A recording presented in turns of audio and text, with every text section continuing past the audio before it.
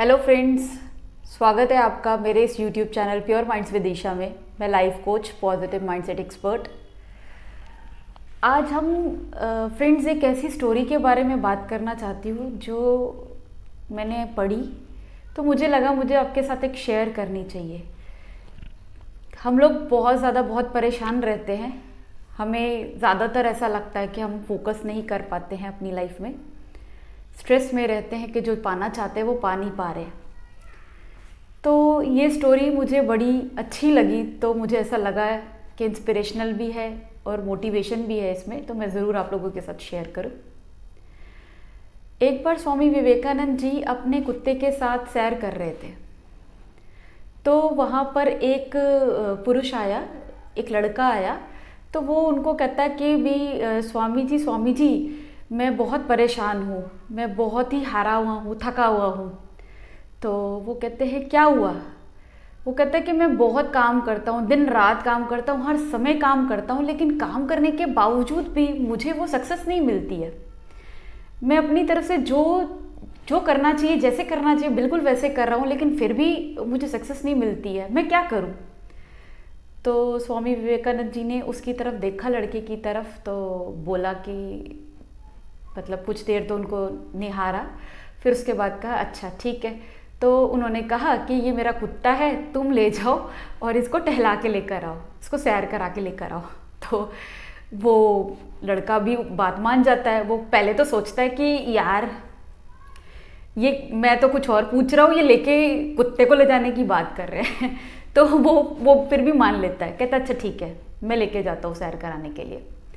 अब वो सैर कराने के लिए ले जाता है, तो कुछ घंटे बीत जाते हैं, जैसे कुछ समय बाद तो वो वापस लेकर आता है।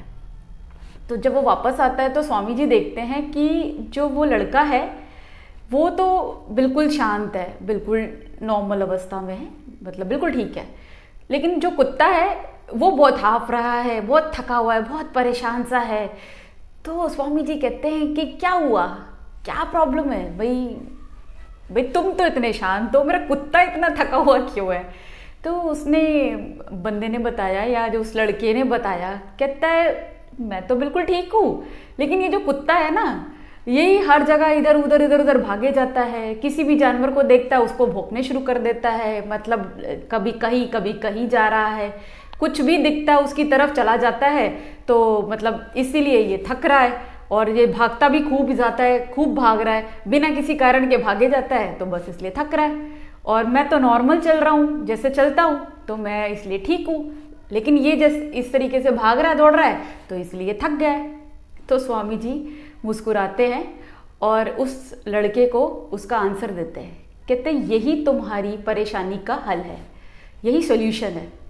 तुम भी तो ऐसे ही कर रहे हो। जो तुम्हारा गोल है उस गोल पे फोकस ना करके तुम सारी चीज़ों पे फोकस करते हो, तुम्हारा ध्यान उन सब चीज़ों पे जाता है।